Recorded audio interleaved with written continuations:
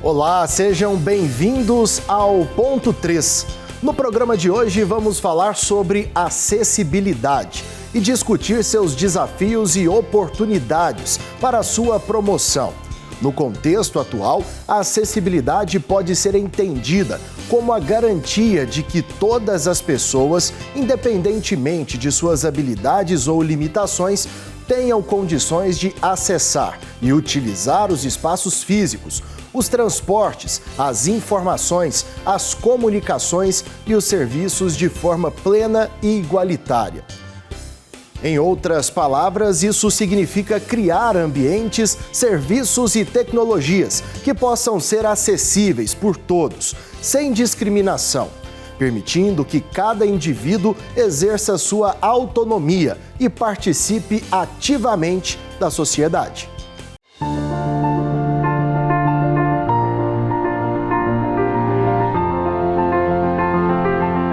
Entre los más frágiles entre nosotros están las personas con discapacidad.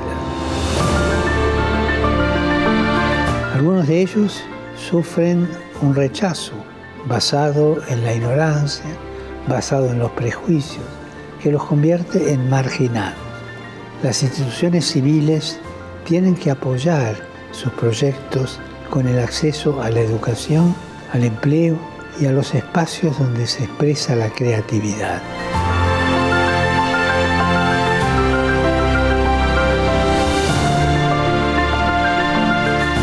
Hace falta programas, iniciativas que favorezcan la inclusión. Y sobre todo hacen falta corazones grandes que quieran acompañar. Y es cambiar un poco nuestra mentalidad para abrirnos a las aportaciones y abrirnos a los talentos de esas personas con capacidades diferentes.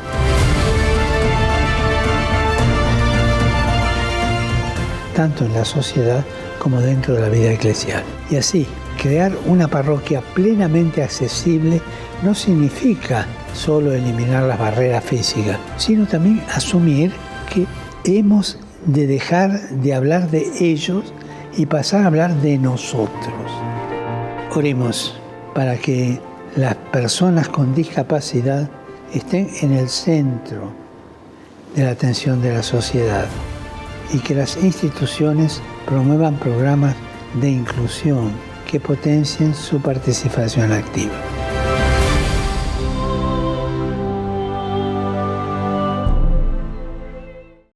E para enriquecer esse debate, eu converso hoje com César Baquim, que é professor e coordenador arquidiocesano da Pastoral da Pessoa com Deficiência, da Arquidiocese de São Sebastião do Rio de Janeiro. E com Priscila Lopes, que é juíza e presidente da Comissão de Acessibilidade e Inclusão do Tribunal de Justiça do Estado de Goiás. Deixa eu pegar aqui o meu cumprimento ao César Baquim. É uma satisfação tê-lo conosco, viu, César? Saudação especial também, Alex, e também a doutora juíza Priscila. Que bom, ótimo estar com vocês. Doutora Priscila, uma satisfação tê-la com a gente, viu? De igual maneira, eu retribuo. Para mim é uma honra estar aqui compartilhando, desse momento com os senhores. César, eu já começo conversando contigo porque acessibilidade é sempre um assunto muito importante, hein? Com certeza, com certeza. A igreja no Brasil, nós podemos comentar um pouquinho que ela se divide em dois grandes pontos históricos. 2006, quando a CNBB proclama o tema da campanha da fraternidade, Fraternidade e Pessoa com Deficiência. Então, temos uma igreja no Brasil antes e depois da campanha da fraternidade. Certamente vamos discutir, aprofundar um pouquinho esse tema aqui com você e também com a doutora Priscila. Ô César, e eu já te pergunto o seguinte, como garantir essa acessibilidade não só na igreja, mas na comunidade em geral para todas essas pessoas que necessitam de um apoio especial para conviver em plena harmonia, para ter acesso a tudo? Como que a igreja tem trabalhado isso? Eu acredito que a igreja sempre é uma presença ativa, dentro da sociedade. E o Papa Francisco nos convoca a uma atitude sinodal, ou seja, de participação, de abertura. Eu acredito que a pessoa com deficiência deva está inserida, e para isso deve ser visível, né, a sociedade e a igreja.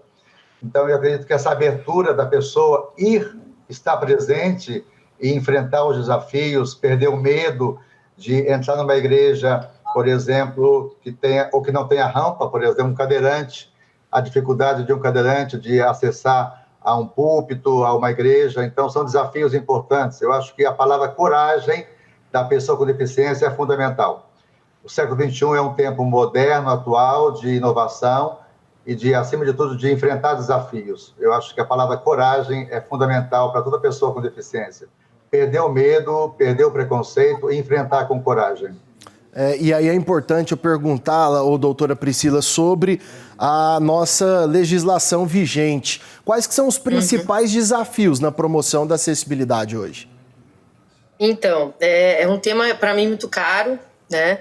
Eu trabalho com isso há uns 7, 8 anos, né? Logo que eu ingressei, eu tenho 10 anos de carreira e logo em seguida comecei a trabalhar diretamente com pessoas com deficiência.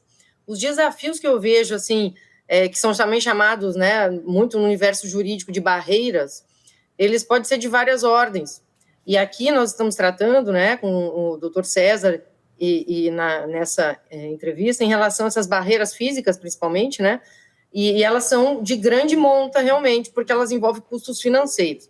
O que eu tenho observado? A legislação, hoje, ela é muito ampla no Brasil. Existe o Estatuto da Pessoa com Deficiência, né, ali são traçados todos os caminhos necessários para que tanto órgãos públicos como instituições privadas estejam de acordo com a legislação, em todas as ordens, né, para que haja uma verdadeira acessibilidade. Como foi dito aqui, para que tenhamos acessibilidade, todas as pessoas, independente de suas deficiências, elas devem estar inseridas em todos os contextos, sejam contexto social, o contexto familiar, contexto de lazer, o contexto do trabalho. E para isso ela tem que estar em igualdade de oportunidades com as demais pessoas.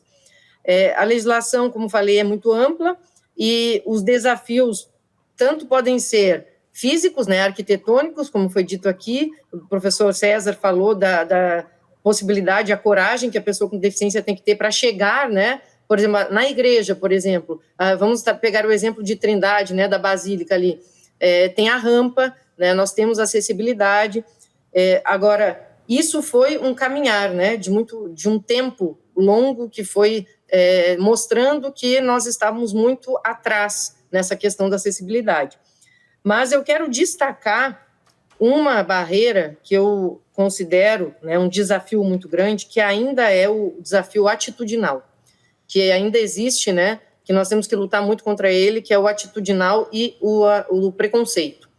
Nós temos que focar nas capacidades das pessoas e não nas limitações que elas trazem. Então, o Poder Judiciário tem se esforçado muito para que nós consigamos atender e acolher as pessoas com deficiência de modo que elas se sintam realmente incluídas em qualquer contexto que elas queiram, né? Que elas tenham essa autonomia, como foi dito pelo senhor também no início do programa. Ô César, e aí até te faço a seguinte pergunta, porque como pastoral, é claro que é importante conversar com a comunidade, né, estar ali em plena comunhão com as paróquias, e aí eu te pergunto o seguinte, como é que vocês têm feito esse trabalho em relação à acessibilidade? Cobrado de repente, explicado para essas paróquias, para a comunidade, que é preciso ter um espaço mais acessível, um ambiente mais acessível a todas as pessoas. Como é que vocês têm feito isso? Muito bem, nós somos aqui da Arquidiocese do Rio de Janeiro, São Sebastião do Rio de Janeiro. A Igreja Católica participa já há quase meio século. Nós temos, por exemplo, aqui a Pastoral do Surdo, há 43 anos, atuando de forma bastante significativa e muito dinâmica e muito inclusiva na igreja. Como eu disse até há pouco tempo, 2006 foi um marco importante para os padres, para os bispos, para uma conscientização mais efetiva e afetiva. Há preconceito ainda na Igreja Católica, muitos cristãos ainda veem as pessoas com deficiência como coitadinha, que não tem pecado, que não precisa de conversão, que não precisa de confissão, que pode ficar ali no cantinho da igreja, que pode ficar sentada onde, enfim, e que nem às vezes necessitaria de participar de comunidade. mas é totalmente o contrário. A pessoa com deficiência tem a mesma dignidade, o mesmo valor de qualquer pessoa batizada. Então, é fundamental que os ministros da igreja, os padres e bispos e agentes de pastoral tenham essa consciência de que a pessoa com deficiência tem os seus direitos como pessoa batizada, como fiel batizado. Então, tem direito a uma participação de missa em Libras, por exemplo. Eu sou intérprete também de Libras já há muitos anos. Trabalhei muito tempo também como professor de História aqui no Rio de Janeiro. E, atualmente, nós estamos, então, com esse trabalho de buscar sempre mais uma inclusão da pessoa com deficiência. É um trabalho lento, porém forte, firme, né? Eu acredito que a igreja, dando essa abertura, e também as pessoas que têm seus filhos, parentes e amigos que têm alguma pessoa com deficiência, como eu disse bem no início, é fundamental que apresente, que leve essa pessoa, e também que o padre possa abrir as portas da comunidade a essas pessoas diferentes, ao mesmo tempo tão eficientes, né? Eu vejo que a pessoa surda, por exemplo, que eu tenho uma experiência muito grande com eles podem participar do Ministério da Acolhida, eles podem ser catequistas, eles podem ser ministros da comunhão. Então, há muitos ministérios que a igreja pode contar com eles. Então, eu acho que essa abertura dos padres, acima de tudo, é conhecer esse mundo. É um mundo um pouco diferente, claro, mas é fundamental essa abertura para o novo. Não ter medo da pessoa com deficiência. Eles são pessoas saudáveis, são pessoas capazes, são pessoas que nos enriquecem com a sua participação no dia a dia, em ministérios, né, conforme eu falei há pouco tempo, nos ministérios da igreja. Então, é fundamental essa participação ativa e efetiva da pessoa com deficiência dentro das comunidades. Aqui no Rio, já temos uma vida longa de inclusão. Nós temos 9 comunidades de surdos aqui. Temos também a pastoral do cego, temos a pastoral das pessoas com deficiência física, temos uma catequese especializada e diferenciada para pessoas com deficiência intelectual. E aí formamos a PASPED, que é a pastoral da pessoa com deficiência, incluindo, então, as 4 áreas de deficiência: a física, a intelectual, a auditiva e a visual. Legal, é um desafio grande para nós também. É um desafio grande também aqui no Rio de Janeiro de trabalharmos sempre mais a inclusão. Imagina, assim, que seja um trabalho bem desafiador mesmo. E aí, doutora Priscila, eu quero te fazer a seguinte pergunta, porque é claro que a gente está falando também sobre as leis, mas as pessoas, elas têm procurado bastante esses direitos que elas têm em todos os lugares da acessibilidade, porque era algo que as pessoas, às vezes, se sentiam até com certa dificuldade de procurar. Mas elas têm procurado mais? Eu visualizo isso no meu dia a dia, vejo que as pessoas estão conhecendo melhor os seus direitos, né? O Brasil adotou a Convenção Internacional de Nova York, todos os direitos ali elencados, né, da pessoa com deficiência, eles têm um status constitucional, atualmente, eles não podem ser suprimidos, e eu vejo, sim, as pessoas exercendo mais esses direitos e se insurgindo quando eles não são respeitados.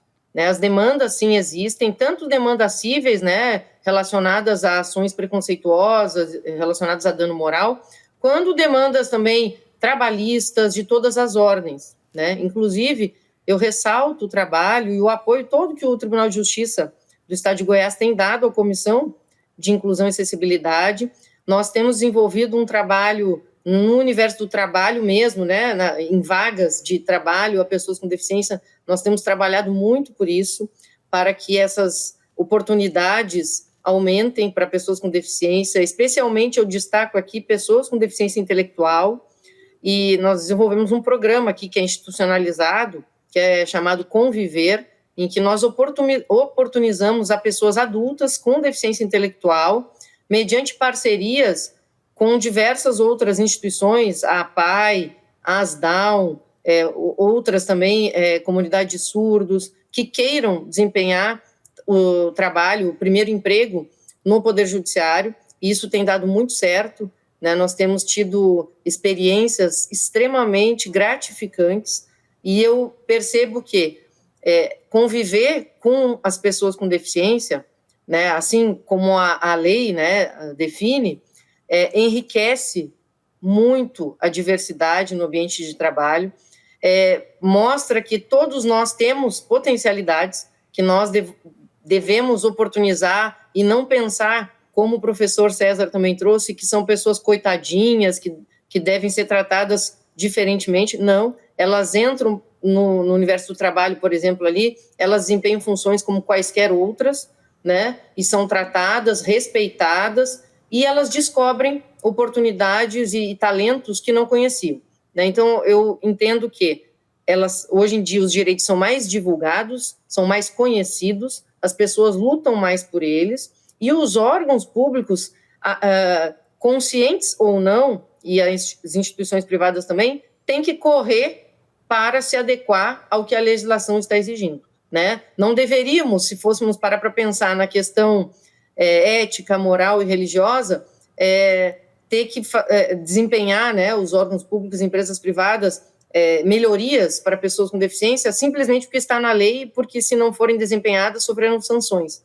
Mas a lei é necessária, porque ainda falta muito essa conscientização. Eu tocaria nesse ponto. Eu acho que nós temos que trabalhar muito pela capacitação e conscientização dos gestores de órgãos públicos, empresas privadas, e fico muito feliz em conversar aqui com o professor César, como católica que sou também, né, e em ter essas experiências que ele trouxe aqui, e quem sabe nós levarmos, né, para as demais dioceses, arquidioceses aqui do nosso estado e quiçá do nosso país. Priscila, e eu continuo até falando contigo, porque você tocou num assunto muito importante, e eu queria saber o seguinte: você imagina que num futuro próximo, talvez, mais recente, essas empresas elas possam buscar essas pessoas com certa limitação física, por opção mesmo e não mais por uma obrigação, como tem sido? Então, isso nós temos verificado muito, e eu estudo esse tema. É muito gratificante para mim falar sobre ele, porque os estudos que têm sido feitos em relação a isso, as empresas, em todos os locais públicos também, de que os ambientes de trabalho que contam com maior diversidade, ou seja, convívio entre pessoas sem deficiência, com deficiência, de todos os níveis, né, como foi trazido pelo professor também, sejam as deficiências intelectuais, sejam deficiências físicas, sensoriais, elas trazem um enriquecimento do ambiente de trabalho. E isso faz com que haja maior produtividade, com que haja maior espírito coletivo, espírito de equipe, e isso tudo contribui, né? Seja no órgão público, seja na iniciativa privada. Então, eu acredito que, se nós focarmos na conscientização e no rompimento de barreiras atitudinais, acredito sim, é claro que eu sou uma pessoa otimista, né? Mas acredito que possamos sim fazer com que as empresas busquem mais pessoas com deficiência para ocupar as vagas, não somente para o cumprimento da lei. Ainda estamos distante disso, tá? Pelos dados até então vigentes, né? E isso que a doutora Priscila está nos trazendo, César, é muito importante. E aí eu te faço a seguinte pergunta, porque você já nos explicou sobre o trabalho que a pastoral tem feito junto à comunidade, junto a paróquias, junto a algumas igrejas. Mas aí eu te pergunto o seguinte: a pastoral, até na forma da igreja em saída, ela tem buscado também empresas fora desse aspecto religioso para tentar instruir também essas pessoas, de repente estabelecimentos, a essa questão da acessibilidade? A igreja tem ajudado nesse sentido também? Nós temos aqui no Rio de Janeiro, graças ao apoio do nosso cardeal Dom Orani João Tempesta, foi criado então um espaço na Cúria Metropolitana, chamado de uma sala, que ele cedeu em 2011, e ali atuam pessoas com deficiência. Nós tivemos há pouco tempo um cadeirante, temos um cego com baixa visão e também temos um surdo também com baixa audição. Eles então acolhem essas pessoas, né, e também para ampliar um pouco esse conceito, né, da igreja. A igreja também tem o seu papel social junto às pessoas com deficiência. Então, acima de tudo, também é um trabalho ecumênico, onde qualquer pessoa, independente da religião, católico ou não, cristão ou não, ela procura esse espaço da igreja para que tenha, de fato, essa formação e esse conhecimento. Aqui no Brasil temos leis muito, muito bonitas, muito perfeitas, né? O papel é muito bonito, a lei é muito bonita, porém ainda há uma distância, um gap muito grande entre a prática e a teoria, né? Então, acho que as famílias todas, os filhos com deficiência, os jovens com deficiência devem conhecer os seus direitos. Então, a igreja aqui no Rio de Janeiro tem esse papel também de orientar, de formar pessoas, né, dizer, olha, existem vagas para tais profissões, orientar, porque muitas vezes as pessoas com deficiência não conhecem os seus direitos. E quando, às vezes, também essas pessoas são colocadas em algum centro, né, de empresarial ou de trabalho, é importante também a formação permanente. Você não pode simplesmente colocar uma pessoa com deficiência em tal função e deixá-la ali. Não, eu já bati a cota de 10% de pessoas com deficiência e está muito, muito bem. Não, acima de tudo é a formação permanente dessa pessoa para estar, de fato, incluída, né, inserida no mundo do trabalho daquela comunidade. Então, é fundamental também que essa pessoa esteja vivenciando, né, os valores, a vida de comunidade interna daquele trabalho, etc. Como eu dizia, é bastante exigente aqui para nós do Rio de Janeiro, o desafio é grande, a formação acadêmica é fundamental, porque às vezes empresas buscam, né, pessoas com uma formação, né, de ensino médio ou de formação secundária ou de curso superior, e não encontra, porque a pessoa com deficiência não está ainda preparada para assumir algumas funções específicas, né?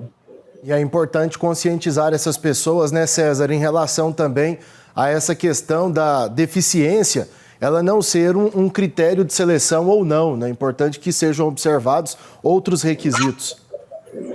Exato, exatamente. Ô Priscila, e aí eu te pergunto o seguinte, como até presidente dessa comissão, você tem acompanhado de perto muitos casos, e aí eu queria saber o seguinte, em relação à educação pública, à promoção da acessibilidade, até que ponto ela é importante e como que isso pode ser feito no cenário atual, pelo que você tem acompanhado? Como é que essa promoção ela aconteceria de uma melhor forma?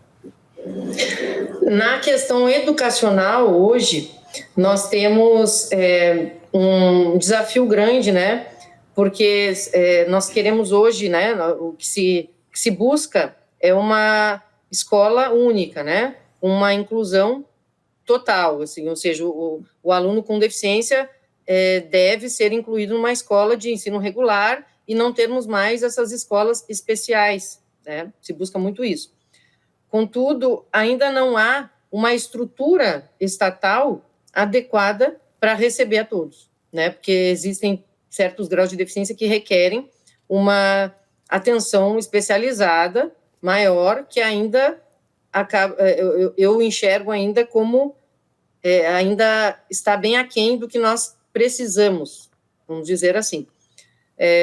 Porém, eu tenho visto muito essas instituições que auxiliam, né, as APAES, as associações específicas, né, dos surdos, dos cegos, as Down, da síndrome de Down, eu vejo, pelo menos aqui no estado de Goiás, uma parceria muito grande, tá? Existem, por exemplo, alunos com síndrome de Down que frequentam uma escola regular, mas que também frequentam a APAE, por exemplo, como um auxílio, né?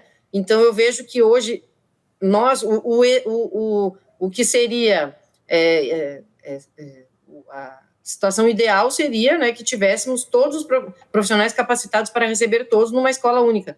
Mas, diante da nossa realidade, eu vejo a importância fundamental das instituições que são especializadas nessa educação ainda, como não só como uma escola, né, para receber as pessoas, mas também como um apoio às escolas regulares, né, de ensino fundamental e médio.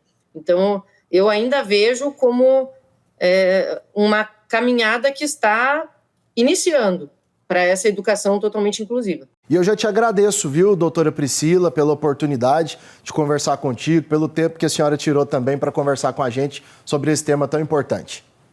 Imagina, eu estou sempre à disposição dos senhores, tá? Quando precisar, é um tema que eu gosto muito. Professor César, também satisfação conhecê-lo, saber que o senhor trabalha muito pela causa. Depois, se for possível, pegar o seu contato, acho que poderemos trocar muitas informações e dizer assim, informar, não sei se o senhor Alex sabe também, eu estou hoje juiz aqui em Trindade, no estado de Goiás, então estou muito feliz de estar participando aqui dessas atividades e poder contribuir com esse assunto que é tão importante, né, que é a inclusão e acessibilidade de pessoas com deficiência. Muito obrigada. Legal, muito obrigado, parabéns pelo trabalho, César. E, inclusive, me despeço de você aqui te agradecendo também, deixando uma pergunta. A igreja está pronta para receber todas as pessoas com deficiência? A igreja está aberta, pronta, acho que nunca estamos prontos, mas estamos abertos, acolhendo a todos com muito amor, com muito respeito e, acima de tudo, com o acolhimento que eles de fato merecem, né?